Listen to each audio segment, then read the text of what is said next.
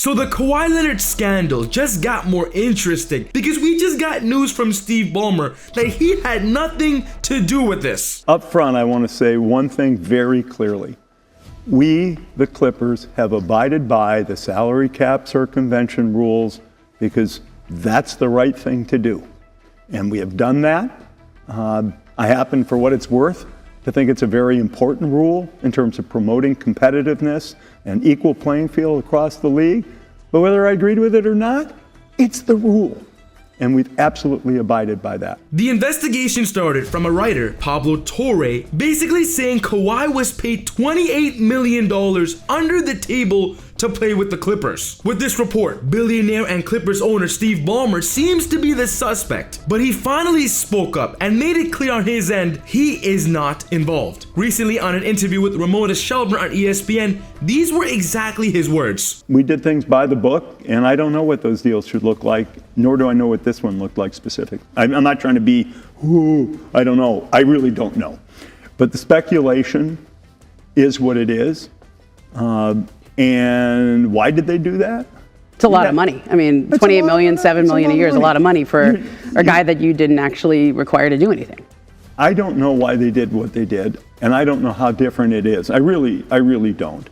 And frankly, any speculation would be crazy. These were guys who committed fraud. How would I be able? Look, they conned me. You're one of the richest men in America. They conned me. I made an investment in these guys thinking it was on the up and up, and they conned me.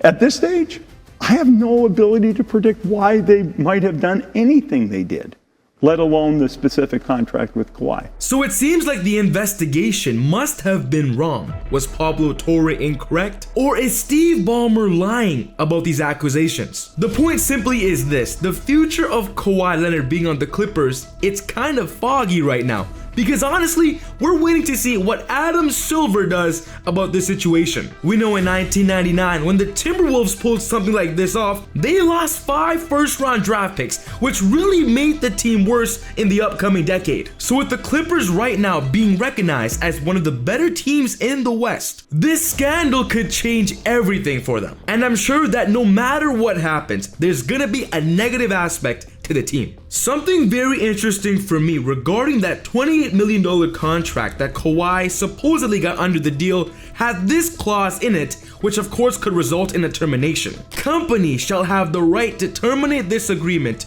for cause, or if Leonard is no longer an employee of the team for any reason. So basically, the best way to get rid of this extra $28 million is to trade away Kawhi Leonard. Get him off the team so it automatically gets terminated legally. And with all eyes right now on the Clippers, on Steve Ballmer, on Kawhi Leonard, that just might be the best case scenario, even though it's not good for the overall roster. And with that being said, Kawhi's first team is in talks of bringing him back for a championship run. A big shout out to SeatGeek for sponsoring the channel. Easy Buckets family, the NBA season is about to start and NBA tickets are available now. They're cheaper than ever, so you have to get them fast before they run out. SeatGeek also has tickets to concerts, festivals, NHL games, MLB games, NFL games, so get your cheap tickets on SeatGeek today.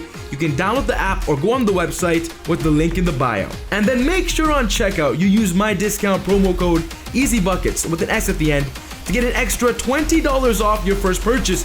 Your cheap tickets that you just found just became even cheaper. So at 34 years old right now, Kawhi Leonard still remains one of the more underappreciated talents in the NBA. But being drafted by the San Antonio Spurs, they know his value, especially after he brought a championship to the city in 2014 when they beat LeBron and ended the Miami LeBron era.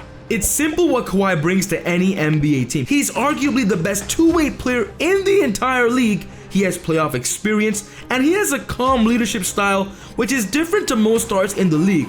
but has proven to win championships. As just mentioned, he won the championship in 2014 with the Spurs, and he also led the Raptors to winning in 2019. So a full turnaround for Kawhi to go back to the team that drafted him, where he first found success, could be a great story for his NBA career. We all know that the Spurs right now have an emerging Victor Wembanyama, a defensive monster, and with his talent and Kawhi, they are poised to make another championship run. So bringing in Kawhi Leonard now would kind of be a win-now move that turns potential into a reality. This is the deal. The Clippers offer Kawhi Leonard in exchange for Devin Vassell, Keldon Johnson, and the Hawks' 2027 first-round pick that the Spurs currently own, and a Spurs second-round pick. Specifically for the Spurs, the timing might be perfect. With a young roster, of course led by Wembanyama, they have a rare opportunity to fast-track their rise. Acquiring Kawhi would give the team a veteran leader with championship pedigree, something invaluable to young teams on the cups of greatness. We know the West is becoming more competitive. We just saw the move where Kevin Durant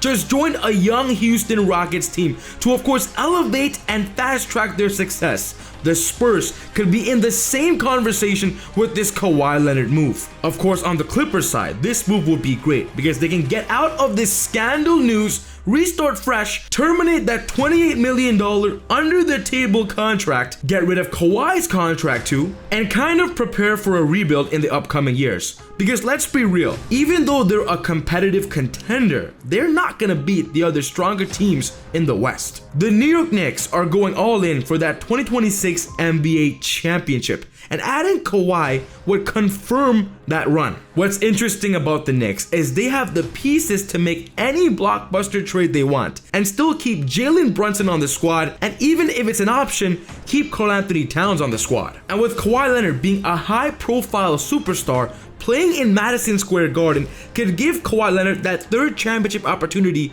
he's been seeking ever since joining the Clippers. I'd like to suggest a trade revolving around OG Anunoby, where of course I believe Kawhi would be an upgrade over him, and the Knicks would not have to lose a lot of their depth. Here is the deal: Kawhi Leonard in exchange for OG Anunoby, Mitchell Robinson, and a first-round pick. When Kawhi joined the Eastern Conference in 2019, it resulted immediately in that championship. We could be seeing the same with this scenario. We've heard rumors about the Nuggets also being interested in Kawhi Leonard too, because his play would just fit alongside Jokic easily. The Clippers would consider a Kawhi in exchange for Cameron Johnson, Aaron Gordon, and Christian Braun. I believe this deal would actually elevate the Nuggets over the Thunder in the Western Conference. So it all comes down to this for the Kawhi situation. What is Adam Silver going to do? So I want to know your thoughts. Is Kawhi going to leave the Clippers? Is Adam Silver gonna punish the Clippers bad?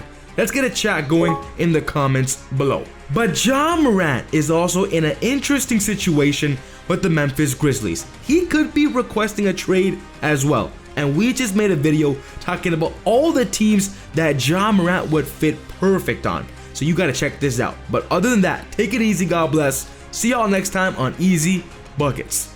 Peace.